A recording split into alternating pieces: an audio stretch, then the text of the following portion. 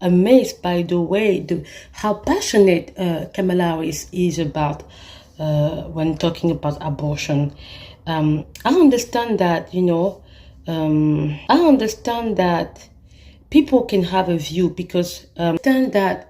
I mean, I'm very amazed by how passionate she is about, when it comes to talk about abortion, because she never miss it. I saw her at the presidential debate. She was really like in it. Abortion is a very sensitive subject to talk about. It's a topic that can really divide people. It just depends on how you see it. Abortion, I mean, nowadays, I don't see any modesty when it comes to talk about abortion. Me, obviously, I'm pro-life, but I can understand sometimes when people say they can be pro-choice.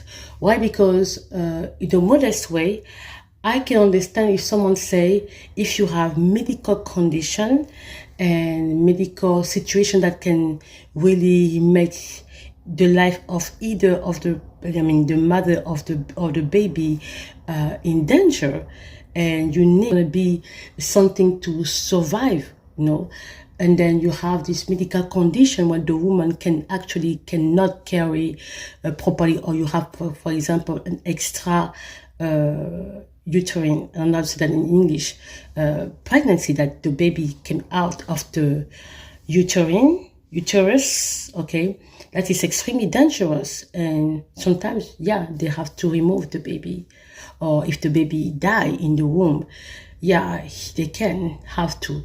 But when it comes to people who feel like they just want to remove a baby because their lifestyle, the way they have lived their life, in a way, like, for example, it's very simple. If you don't want to have a baby, then don't have sex, period.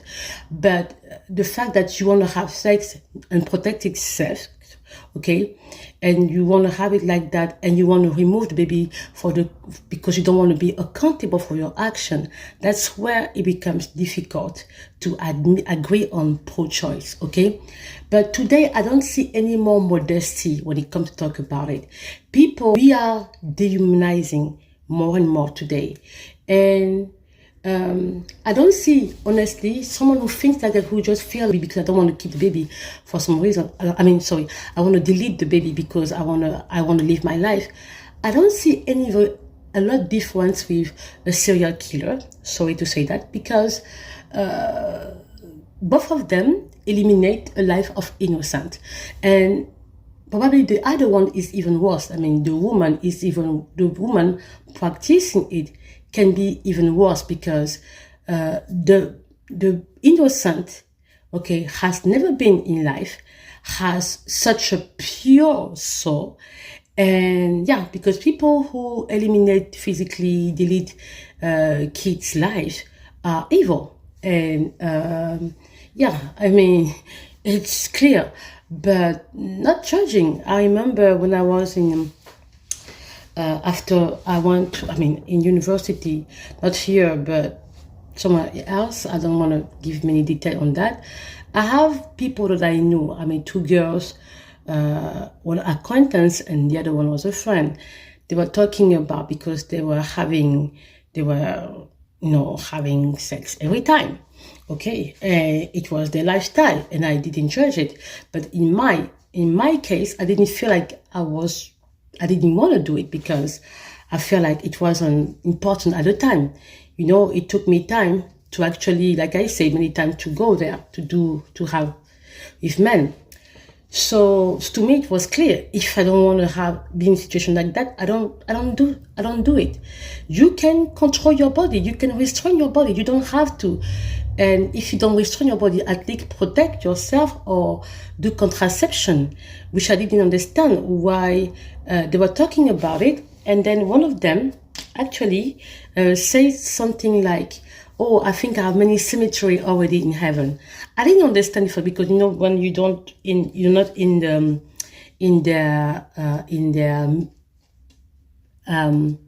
the environment, the way they speak. I was just sitting talking with them. And then at some point I was busy. I don't know what I was looking. I don't know. Maybe I received a message. I don't know. And I was probably reading a book of the class or some notes, and I heard it.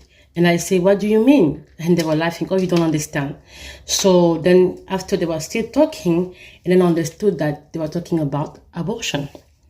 And the way they were talking about it was so I felt like one of them was feeling a little bit bad, but she tried to cover it in a way. And the other one was like, what can we do? We already do that. So in my mind, I was like, then you don't have to lay down there. You don't have to do that with guys. So it really disturbed me in a way. I was kind of really disappointed. Then I left. I left because I didn't see the point to be around that.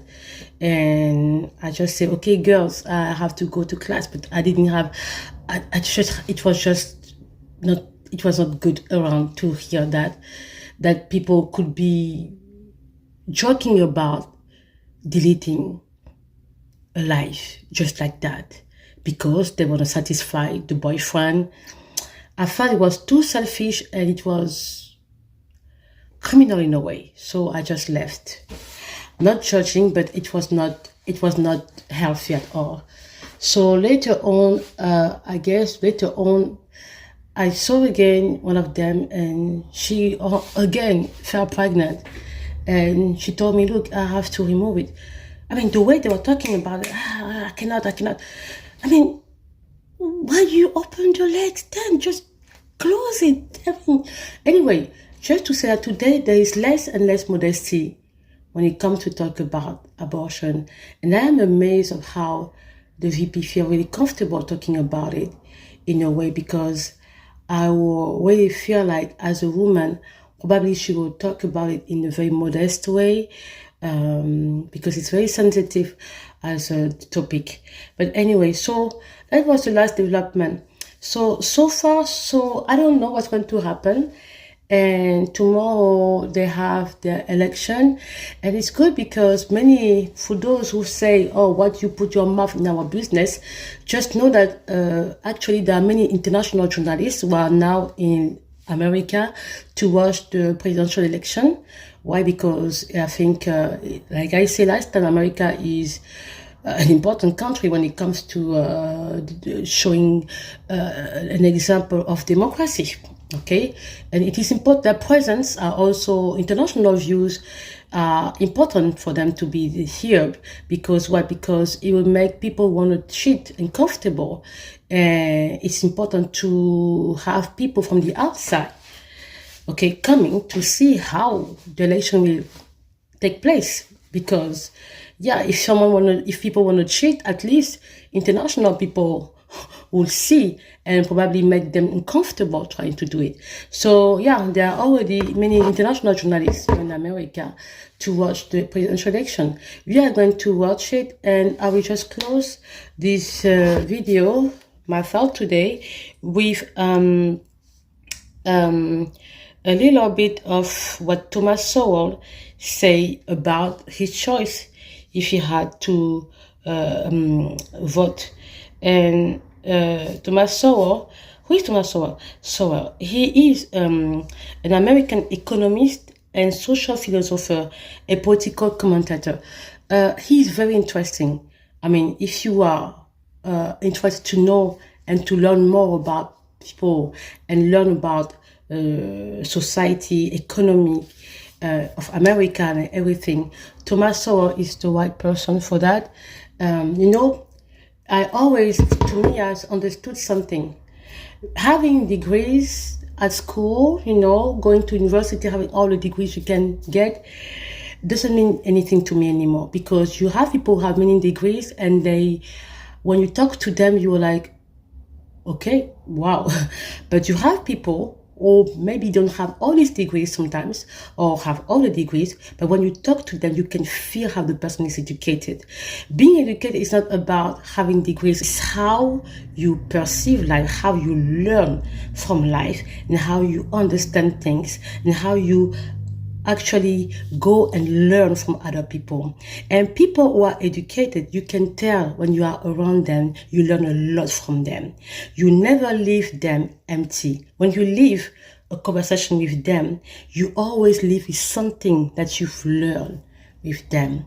Educated people can actually transform you. When you talk with them, you really get something. You always learn something. They give you knowledge. And that's, in my native language, we have two words to explain someone who is educated and someone who have learned from school. There are two different people.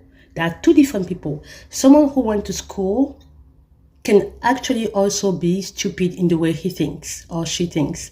But someone who is educated, you even have people who are autodidact. I don't know if you have this word in English. They teach themselves.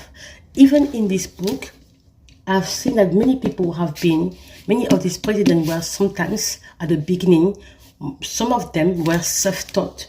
They were, like, for example, Andrew Jackson, he learned law on his own. He learned it, educated himself on that. So being educated is two different things. And this is someone who is highly educated in the aspect of what is happening in America and how to understand this culture of America. So this is what Tommaso have to say.